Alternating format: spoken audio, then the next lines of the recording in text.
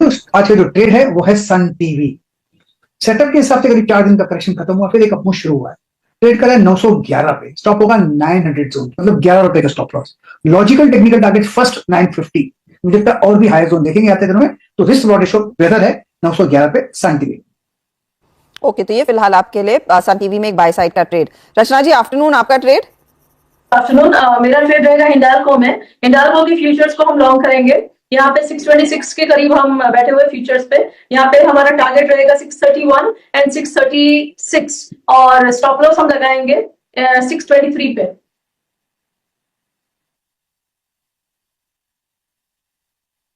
Okay, Sneha जी हमारे साथ मौजूद हैं इस वक्त। स्नेहा जी, गुड आफ्टरनून, आपका ट्रेड इस वक्त का। Very good afternoon. अगर हम देखें ऑटो स्पेस से टाटा मोटर्स, ये काउंटर मुझे काफी इंटरेस्टिंग लग रहा है। एक अच्छा फॉल दिखा था, फिर कंसोलिडेट करके फ्रेश बाइंग आ रही है पिछले 2 दिनों से।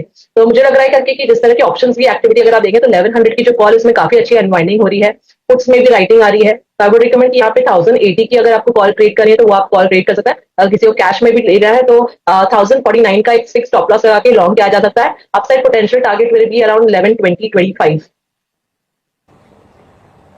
ओके, टाटा मोटर्स आपका बाय है स्नेहा जी का करीब 1070 पे। मानस, गुड आफ्टरनून, आपका ट्रेड। तो देखिए, खरीदारी का ट्रेड लेना है, इन्फो एज नौकरी पे खरीदारी करनी है। यहाँ पर कंसोलिडेशन के बाद आप स्टॉक बिल्कुल तैयार है एक फ्रेश ब्रेकआउट के लिए। और अगर यहाँ पर ब्रेकआउट आपको देखने को मिलेगा तो आई थिंक 400-500 रुपए का आपको नौकरी में देखने को मिल जाएगा। तो नौकरी पे करंट लेवल्स पे खरीदारी करेंगे। 7049 का आपको स्टॉप लॉस लगाना है और 7500 तक के टारगेट पॉसिबल है नौकरी में। चाहे तो 7200 का कॉल ऑप्शन जो 250 रुपए पे ट्रेड हो रहा है, वहां पर 174 के स्टॉप लॉस से खरीदारी कर सकते हैं। 174 का स्टॉप लॉस लगाइए और 400 रुपए के टारगेट सेट करिए 7200 के कॉल ऑप्शन में। तो ये फिलहाल आपके लिए एक ट्रेड 7400 का कॉल ऑप्शन आप लेकर चले। इन्फो एज एक अच्छी अपॉर्चुनिटी लग रही है, 7500 की तरफ बढ़ता हुआ एक मोमेंटम ट्रेड है ये। और नंबर्स के बाद यहाँ पर अच्छा गेन आया भी है। राजेश जी, गुड आफ्टरनून, आपका ट्रेड। हर्षदा जी, वीरेन, गुड आफ्टरनून एवरीवन। देखिए हर्षदा जी, मुझे लगता है कि सबसे बढ़िया जो पिक रहेगा शॉर्ट कवरिंग हिसाब से तो वो तो रहेगा रिलायंस, क्योंकि रिलायंस का स्ट्रक्चर बेहतरीन स्ट्रक्चर है। एक रिवर्सल ट्रेड है, ओवरसोल्ड आप कह सकते हैं, पॉजिटिव डाइवर्जेंस चार्ट पे दिखता है। तो रिलायंस के देखिए अगर आप शॉर्ट स्विंग ट्रेड में यहाँ पे लेते हैं तो इसका सेटअप इस तरह से बनता है। 2945 के ऊपर फ्यूचर में बाय बनता है, प्लस रहेगा 2925 का। इसका इनिशियल टारगेट आएगा 3020 का। तो रिलायंस मुझे लगता है कि यहाँ से एक शॉर्ट कवरिंग रैली देगा, रिलीफ रैली आप कह सकते हैं। Reliance looks good on the chart. Royal अच्छी तेजी और एक गेना है, आज दिन भर यहाँ पर मोमेंटम बना हुआ है जोर का। उसी के साथ प्रेफर कर रहे हैं राजेश जी रहना। चलिए अब धर्मेश कांत को भी जोड़ लेते हैं। धर्मेश, आफ्टरनून, बताइए आपकी अप्रोच इस मार्केट में। एक बहुत वेलकम कमबैक है ये, अब अगला पड़ाव क्या रहेगा और आपका टॉपिक क्या है? Good afternoon Harshita. देखिए, मार्केट थोड़ा तो वोलेटाइल रहेगा। मार्केट में 2 बात बहुत ही क्लियर है।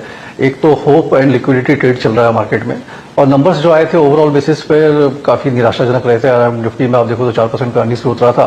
ओवरऑल हम लोगों ने करीब 500 कंपनियों को ट्रैक किया है ऑन एग्रीगेट लेवल्स, वहां पर भी 4-5% का ही ग्रोथ दिख रहा है ईयर ऑन ईयर बेसिस पे। क्वार्टरली और भी डिसमल पिक्चर है। हाँ, इसके बीच में बहुत सारे ऐसे नतीजे हैं जो आउटलायर्स हैं इस पूरे पर्सपेक्टिव में, तो वहां मुझे लगता है स्टॉक स्पेसिफिक अप्रोच रख के अभी भी पैसा बनेगा। और इस लिहाज से अगर देखें तो मुझे लगता है पब्लिक सेक्टर बैंकिंग स्पेस थोड़ा बेटर दिख रहा है मौजूदा माहौल में, बिकॉज इसमें खास बात ये थी कि इनकी जो डिपॉजिट ग्रोथ थी अगर सिक्वेंशली आप देखें तो वो बेटर थी क्रेडिट ग्रोथ से।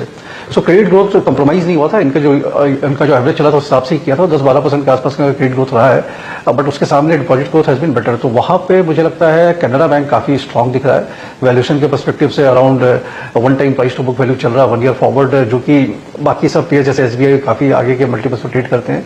और इनके जो रेशियोज थे वहां पर भी इंप्रूवमेंट हुए हैं। एसेट क्वालिटी में इंप्रूवमेंट रहा था, क्रेडिट कॉस्ट घट के आया था, स्लिपेज कम रही थी जो एक्सपेक्टेड लाइन था उसके लिहाज से। सो 120-125 के पोजिशनल टारगेट के लिए अगर आप 2 या 3 हजार रुकने को तैयार हैं, यहाँ पर बाई करके चलना चाहिए। कैनरा बैंक पर बाई करने की सलाह रहेगी और पब्लिक सेक्टर बैंकिंग स्पेस में नजर बना के रखें। आप लोगों की स्क्रीन पर आएगी वेडनेसडे के दिन की किसी न किसी वजह से हलाल हरे हैं, लेकिन आप फाइनेंशियल एडवाइजर्स प्लीज कंसल्ट करिएगा। अच्छे रिजल्ट्स पे कोई एनबीसीसी, कोई जीएनएफसी, कोई नायका हरे में। एसजेवीएन वो मोनेटाइजेशन के अपडेट्स के बीच में हरा। पीसी ज्वेलर अपनी बोर्ड मीट से पहले आज हरा। वेदांता फंड रेजिंग करना चाहता है, ओएफएस लाता हिंदुस्तान जिंक का, इसीलिए हरा, तो हिंदुस्तान जिंक इसीलिए लाल। एमतार, पिरामल और एचईजी के नंबर्स कमजोर, इसीलिए लाल में रखा है। एचईजी में यह ध्यान रखिएगा स्प्लिट का अनाउंसमेंट आ गया है, पर खबरें रिजल्ट खराब थे इसलिए मैं लाल के साथ जा रहा हूं। 10 हो गए। बिल्कुल नतीजे पे पूरा फोकस क्विकली आप नजर डालिए, उसमें बहुत सारे नतीजे ऐसे हैं जो शानदार है। हीरो मोटो के नंबर, अपोलो, IFB एग्रो, ऑफिस, स्टार्क, इनके नंबर काफ़ी बढ़िया हैं, लेकिन अनुपम रसायन, ITD के नंबर बहुत ही ख़राब हैं। और येस बैंक में अब वो तरह तरह की खबरें चल रही कि इसी साल पूरा स्टेक्स निपटाना है। वोडा आइडिया और जेफ हिंडाल्को में रिपोर्ट्स हैं, एक में सिटी की, एक में जेफ